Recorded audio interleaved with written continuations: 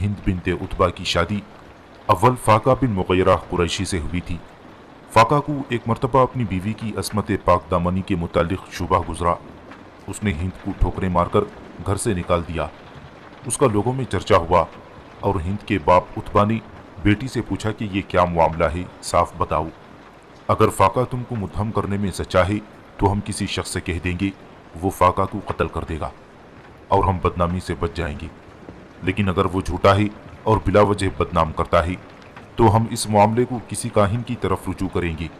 हिंद ने अपनी बारात में बेगुनाही साबित करने के लिए कस्में खाईं और इल्ज़ाम से कतई इनकार किया। उत्बा को जब बेटी के बेगुनाही का यकीन आ गया तो उसने फाका बिन मुगैरा को मजबूर किया कि वो अपनी कौम बनी मखजूम के लोगों को हमराह लेकर यमन के किसी काहिन के पास चले। इसी तरह उत्बा बिन रबिया भी अपने हमराह अब्द मुनाफ के चंद लोगों और हिंद को माँ उसकी एक सहेली के लेकर रवाना हुआ। काहिन के पास उन लोगों ने पहुंचकर कहा कि उन दोनों औरतों के मामले की तरफ तवज्जो की जाए। काहिन ने अव्वल हिंद की सहेली के पास गया और उसके दोनों मूंढों पर कुछ ज़रमें लगाकर कहा कि उठ। फिर हिंद के पास आया और उसको भी मारकर कहा कि उठ, न तुझसे कोई बदी सरजद हुई है, न तूने जिना किया है और तू एक बादशाह को जनेगी। फाका ने यह सुनकर हिंद का हाथ पकड़ लिया, मगर हिंद ने उसका हाथ झटक दिया और कहा कि अगर मेरे पेट से कोई बादशाह होने वाला है तो वो तेरे नुत्फे से ना होगा। चुनांचे इस तस्दीक बेगुनाही के बाद हिंद ने फाका से कोई ताल्लुक ना रखा। उसके बाद अबू सुफियान रज़ियल्लाहु ताला अन्हु बिन हर्ब ने हिंद से शादी कर ली और मुआविया रज़ियल्लाहु ताला अन्हु पैदा हुई। मुआविया की पैदाइश के वक्त अबू सुफियान की उम्र 40 साल से कुछ ज्यादा थी। अबू सुफियान रसूलुल्लाह सल्लल्लाहु अलैहि वसल्लम से 10 साल उम्र में बड़े थे। अमीर मुआविया में लड़कपन ही से ऐसे अलामत पाई जाती थी जिससे लोग उनको किसराए अरब कहते थे। रसूलुल्लाह सल्लल्लाहु अलैहि वसल्लम ने अमीर मुआविया को देखकर फरमाया कि ये अरब के किसरा हैं। जिस रोज़ मुआविया रज़ियल्लाहु ताला अन्हु तुम में उठ जाएंगे तो तुम देखोगे कि बहुत से सर जिस्मों से जुदा किए जाएंगे।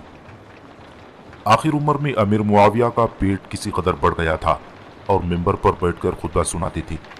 बैठकर खुतबा सुनाने की इब्तिदा अमीर मुआविया ही से हुई थी। फतेह मक्का के रोज़ अपने बाप अबू सुफियान रज़ियल्लाहु ताला अन्हु के हमराह आकर 25 साल की उम्र में मुसलमान हुए और फिर वफ़ात नबवी तक रसूलुल्लाह सल्लल्लाहु अलैहि वसल्लम के साथ रही। जंग हुनैन और मुहासिरा ताइफ में भी शरीक थे। उसके बाद रसूलुल्लाह सल्लल्लाहु अलैहि वसल्लम मक्के में तशरीफ़ लाकर उम्रा अदा करने के बाद मदीना मुनव्वरा की तरफ रवाना हुए तो अमीर मुआविया भी अपने हमराह मदीने में आए और कातिब वही मुकर्रर हुए। किताबत वही की खिदमत के अलावा बाहर से आए हुए वफूद की मुदारात और उनकी क़ियाम तआम का एहतिमाम भी रसूलुल्लाह सल्लल्लाहु अलैहि वसल्लम की तरफ से अमीर मुआविया के सुपुर्द हुई।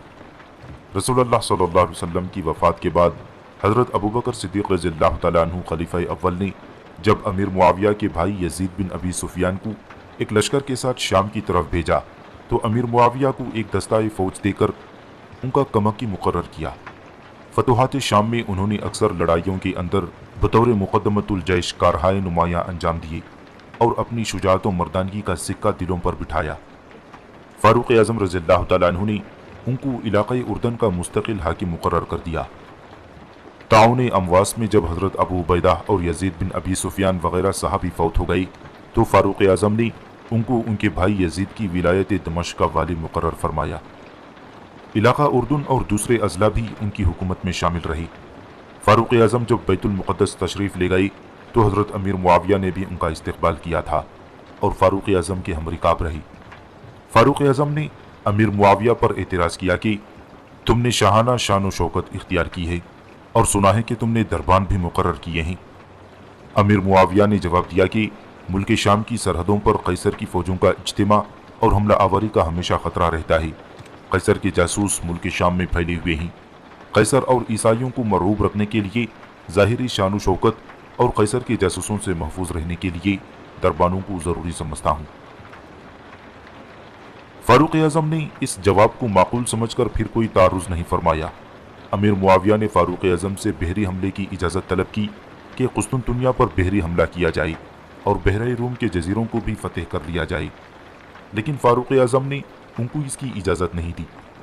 फ़ारूक़ आज़म रज़ियल्लाहु ताला अन्हु के बाद हज़रत उस्मान गनी रज़ियल्लाहु ताला अन्हु खलीफा हुए تو انہوں نے امیر معاویہ رضی اللہ تعالیٰ عنہ کو تمام ملک شام اور اس کے متعلقات کا حاکم بنا دیا۔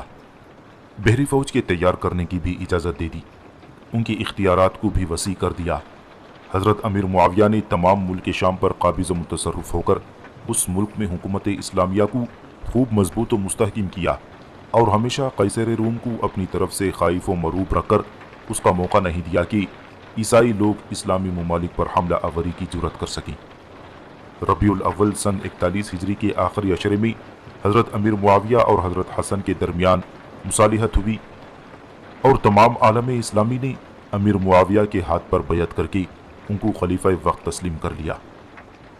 اس وقت یعنی ربیع الاول سن 41 ہجری تک امیر معاویہ رضی اللہ تعالیٰ عنہ 20 سال سے ملک شام کے حاکم چلے آتے تھے۔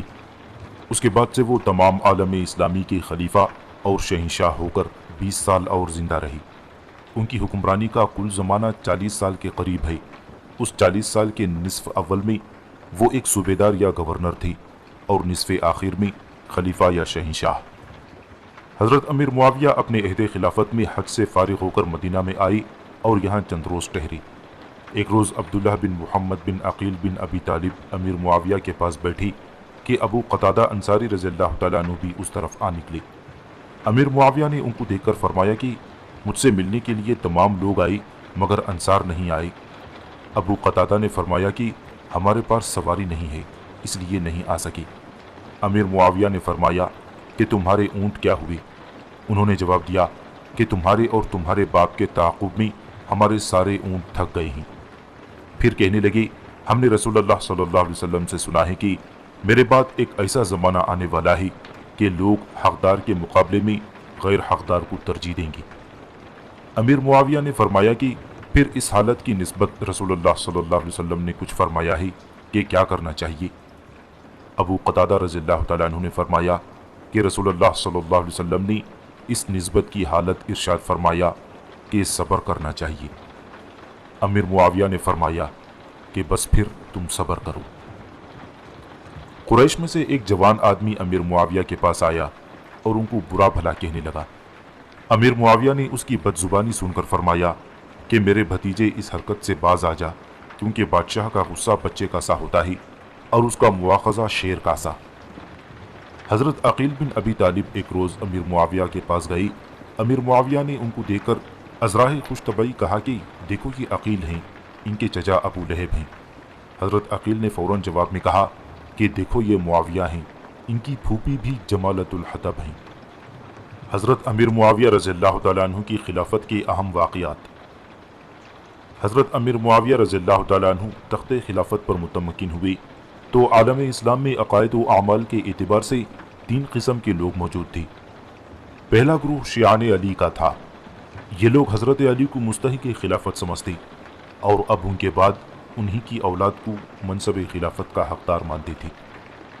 یہ گروہ ایران و عراق میں زیادہ آباد تھا، اور مصر میں بھی اس خیال کے لوگ بکثرت پائے جاتے تھے، مگر حضرت حسن کے خلافت کے چھوڑ دینے اور امیر معاویہ کے ساتھ صلح کر لینے سے اس گروہ کی تعداد پہلے سے بہت کم ہو گئی۔ دوسرا گروہ شیعان معاویہ یا شیعان بنو امیہ تھا۔ اس گروہ میں تمام ملک شام اور بنو کلب وغیرہ بعض حجازی قبائل بھی شامل تھی۔ یہ لوگ حضرت عثمان کے قتل کی وجہ سے حضرت امیر معاویہ اور بنو امیہ ہی کو مستحق خلافت سمجھتے اور ان کی امداد و اعانت کے لیے ہر طرح آمادہ تھے۔ تیسرا گروہ خوارج کا تھا۔ یہ لوگ شیعان علی اور شیعان بنی امیہ دونوں کو گمراہ اور کافر یقین کر کے ان کے مقابلے میں ہر قسم کی قوت و شدت کام میں لاتے تھے۔ انہی میں منافق اور سازشی لوگ بھی جو متفقہ طور پر عالم اسلامی کے دشمن تھے ملے جلے رہتے تھے۔ ان خوارج کی تعداد زیادہ تر ملک عراق یعنی بصرہ و کوفہ و ایران میں موجود تھی۔ ان تینوں گروہوں کے علاوہ ایک چوتھا گروہ بھی ایسے لوگوں کا موجود تھا جو ان تمام جھگڑوں اور ہنگاموں سے الگ تھلگ رہنا اور خاموشی و گوشہ نشینی کی زندگی بسر کرنا چاہتی تھی۔ ان لوگوں میں اکثر جلیل القدر صحابہ رضی اللہ تعالیٰ عنہ اجمعین شامل تھے۔ یہ لوگ زیادہ تر مدینہ منورہ اور مکہ مکرمہ میں پائے جاتے اور حجاز کے دیہات یا اونٹوں کی چراگاہوں میں زندگی بسر کرتے تھے۔ امیر معاویہ کو خلیفہ ہوتے ہی سب سے پہلے خوارج کا مقابلہ کرنا پڑا۔ جب ربیع الاول سن 41 ہجری کے آخری عشرے میں صلح نامہ تحریر ہوا اور کوفے میں حضرت امیر معاویہ کے ہاتھ پر بیعت عامہ ہوئی تو فردہ بن نوفل اشجعی خارجی 500 خارجیوں کی جمعیت لے کر اعلانیہ مخالفت پر آمادہ ہوا اور کوفہ سے نکل کر مقام نقلیہ میں جا کر خیمہ زن ہوا۔ امیر معاویہ نے ان لوگوں کے ساتھ زیادہ سختی اور تشدد کو مناسب نہ سمجھ کر تدبیر سے کام لیا۔ اہل کوفہ کو جمع کر کے نصیحت کی اور کہا کہ یہ لوگ تمہارے ہی بھائی ہیں، تم ان کو سمجھاؤ اور جنگ و مخالفت کے بد نتائج سے آگاہ کرو۔ قبیلہ اشجع کے لوگوں پر یہ اثر ہوا کہ وہ گئے اور فردہ بن نوفل اشجعی کو پکڑ کر باندھ لائے۔ پھر خارجیوں نے عبداللہ بن ابی الحوصہ کو اپنا سردار بنا لیا اور صلح کی طرف قطعاً اپنا میلان ظاہر نہ کیا۔ آخر کوفیوں نے ان کا مقابلہ کیا اور عبداللہ لڑائی میں مارا گیا۔ اس کے بعد ان کی تعداد صرف 150 رہ گئی اور حوصرہ صدی کو انہوں نے اپنا سردار بنا لیا۔ اس بقیہ لوگوں کو بھی مصالحت کی دعوت دی گئی، لیکن انہوں نے لڑ کر مر جانا پسند کیا اور مصالحت کی طرف متوجہ نہ ہوئے۔ آخر ابو حوصرہ اور اس کے ہمراہی لڑ کر مارے گئے اور کچھ لوگ عراق و ایران کے مختلف شہروں میں چلے گئے۔ یہ پہلا مقابلہ امیر معاویہ کو خلیفہ مقرر ہوتے ہی کوفے میں پیش آیا تھا، اور ساتھ ہی خارجیوں کی اسی قسم کی جمعیت کا حال معلوم ہوا کہ ہر شہر میں موجود اور تمام عراق میں پائی جاتی ہیں۔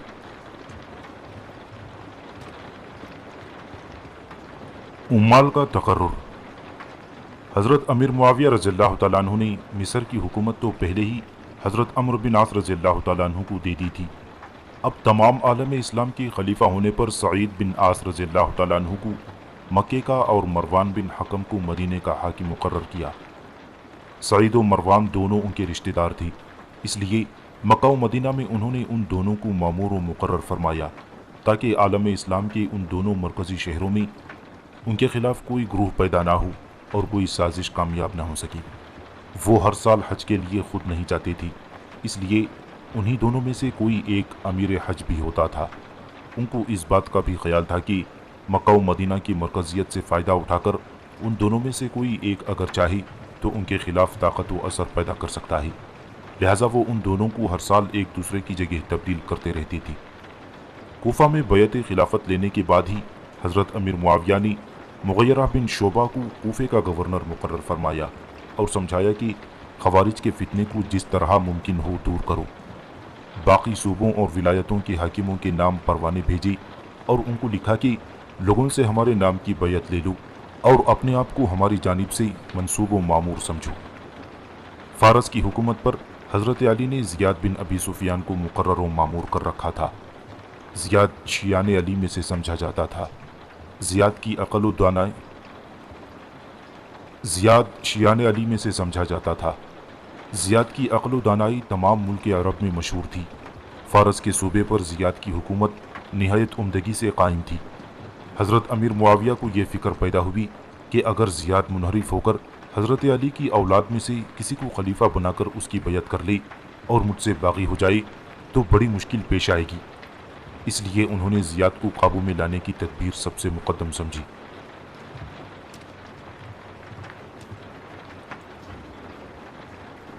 زیاد بن ابی سفیان۔ زیاد کی ماں سمیہ حارث بن کلاب ثقفی کی لونڈی تھی۔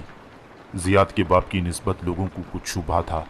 حقیقت یہ تھی کہ سمیہ کے ساتھ ابو سفیان نے زمانہ جاہلیت میں نکاح کیا تھا اور ابو سفیان کے نطفے سے زیاد کی پیدائش ہوئی تھی۔ زیاد کی شکل و صورت بھی ابو سفیان سے بہت مشابہ تھی، لیکن ابو سفیان کے خاندان والے اور امیر معاویہ زیاد کو ابو سفیان کا بیٹا تسلیم نہ کرتے تھے۔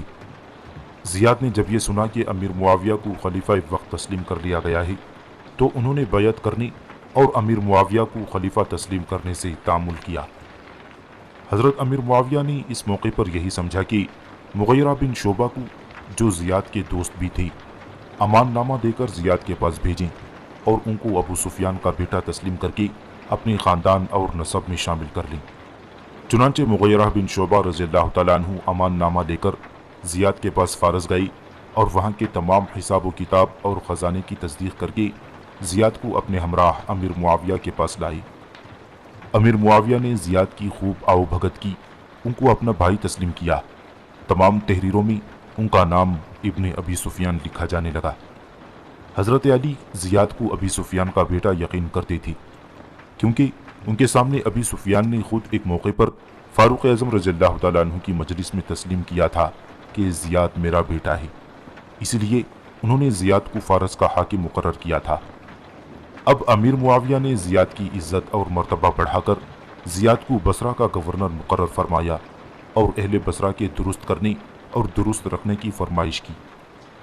زیاد نے بصرہ میں پہنچ کر اہل بصرہ کو جامع مسجد میں مخاطب کیا، ایک نہایت زبردست تقریر کی۔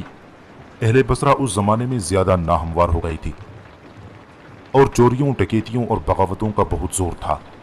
زیاد نے بصرہ میں جاتے ہی مارشل لا جاری کر دیا اور حکم دیا کہ جو شخص رات کو اپنے گھر سے باہر راستے یا میدان میں دیکھا جائے گا وہ فوراً بلا سماعت عذر قتل کر دیا جائے گا۔ چنانچہ اس حکم کی بڑی سختی سے تعمیل ہوئی اور چند روز کے بعد اہل بصرہ کے تمام نخرے چھوٹ گئے۔ حضرت امیر معاویہ رضی اللہ تعالیٰ عنہ بصرہ میں زیاد کو اور کوفہ میں مغیرہ رضی اللہ تعالیٰ عنہ کو مقرر فرما کر عراق و فارس کی طرف سے بہت مطمئن ہو گئی تھی، کیونکہ ایران کے تمام صوبے کوفے اور بصرہ کے ماتحت تھی۔ زیاد کی حکومت حضرت امیر معاویہ نے براہ راست فارس، جزیرہ اور سجستان تک وسیع کر دی تھی، اور یہ تمام علاقہ گورنر بصرہ کی حکومت میں شامل کر کے مشرقی فتنوں کا سدباب انہوں نے کیا تھا۔